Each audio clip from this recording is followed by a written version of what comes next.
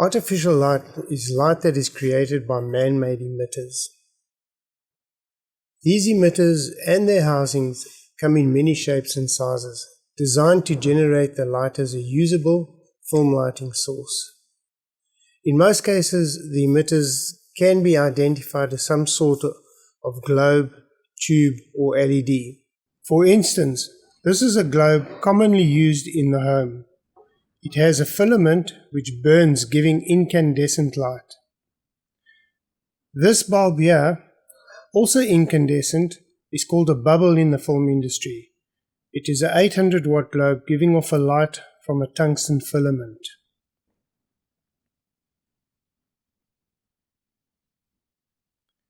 These are fluorescent tubes that fit into a luminaire.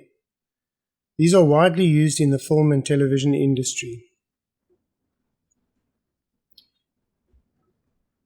Here we have the LED panel, which is manufactured in many shapes and sizes. This light is an incandescent light, which means it burns a filament commonly made from tungsten. The redhead is just a professional version of the lamp, but much more robust and higher powered. This bulb averages between 40 and 120 watts, whereas the lamp, the redhead, delivers 800 watts, which is considerably higher.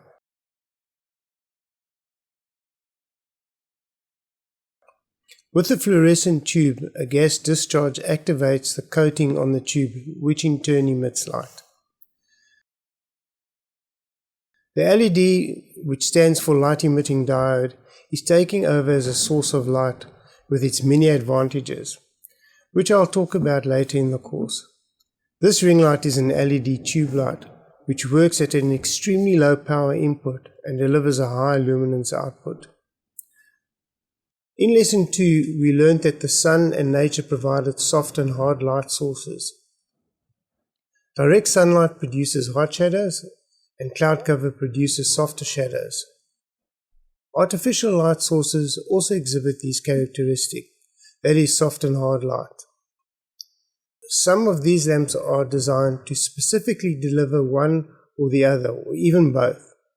Some filmmakers prefer the pure color quality delivered by tungsten, claiming that the LED has an electronic feel as opposed to the organic feel from the redhead and other tungsten light emitters. This redhead delivers a hard light which throws a sharp shadow. The flaps on this light are called barn doors, which are adjustable. Shadows can be controlled by moving the barn doors into the path of the light. It is easier to control hard light shadows.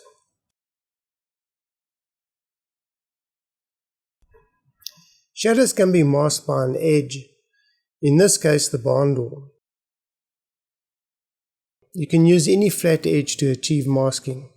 The film term for this edge that blocks light is a flag, so the barn door is acting as a flag. Hard shadows can even be shaped by using a material such as aluminium foil fastened to the barn door, which is painted matte black to avoid the reflections on the set.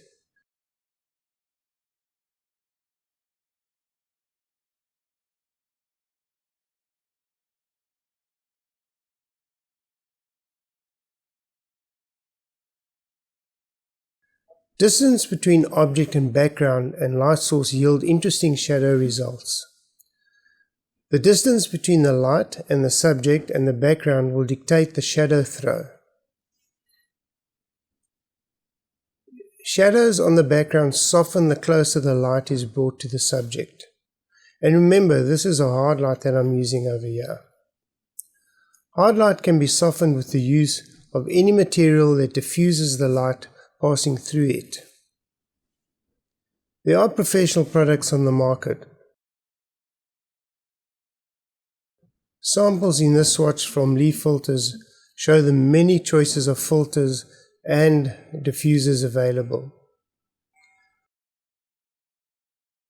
However, any material that allows light to pass through with enough volume and diffuses the light can be used as a diffusion filter.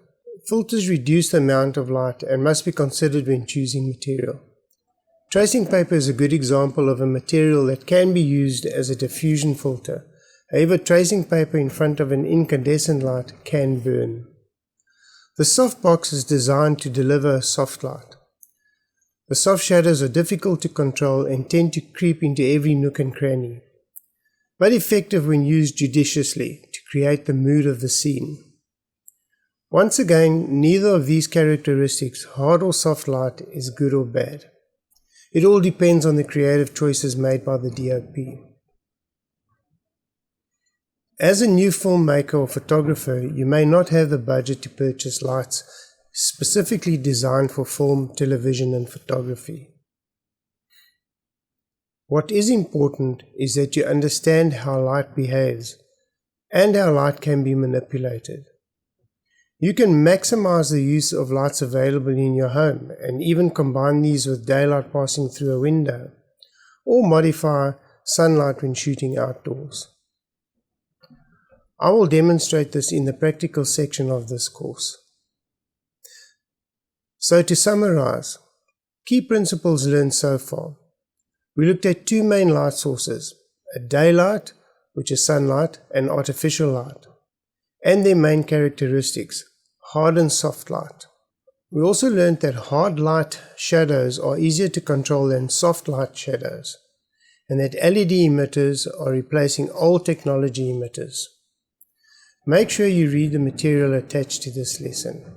I will see you in the next lesson.